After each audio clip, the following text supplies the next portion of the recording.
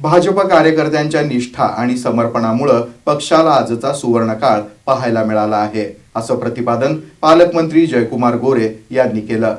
कार्यकर्त्यांच्या सन्मानाला नेहमीच सर्वोच्च प्राधान्य दिलं जाईल, असंही त्यांनी यावेळी स्पष्ट केलं। भारतीय जनता पार्टीच्या 3 पिढ्यांमधील समर्पित आणि निष्ठावान कार्यकर्त्यांमुळे पक्षाला आजचा सुवर्णकाळ पाहता आला आहे।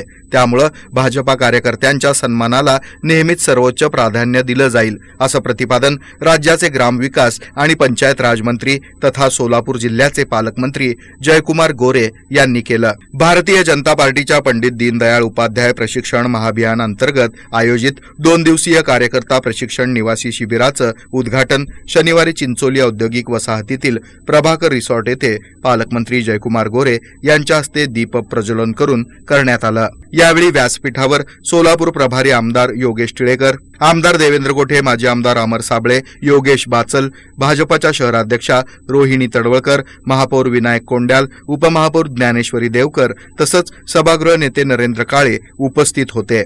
पालकमंत्री जयकुमार गोरे म्हणाले की संघटनेपेक्षा दुसरं काहीही महत्वाचं नाही। पक्षाच्या कार्यकर्त्यांनी केलेल्या संघर्षामुळेच भाजप आज मजबूत स्थितीमध्ये उभा आहे। त्यामुळे प्रत्येक कार्यकर्त्याला सन्मान आणि न्याय मिळावा यासाठी आम्ही कटिबद्ध आहोत।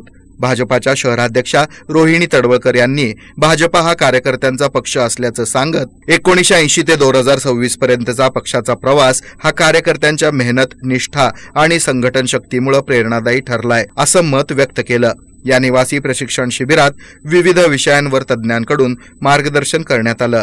कार्यक्रमाचं सूत्रसंचालन सरचिटणीस सुधा अळीमोरे आणि डॉक्टर शिवराज सरतापे यांनी केलं। शिबिराला शहर पदाधिकारी, मोर्चा अध्यक्ष, सरचिटणीस, प्रकोष्ठ संयोजक मंडळ अध्यक्ष तसंच भाजपाचे अनेक प्रमुख पदाधिकारी उपस्थित होते।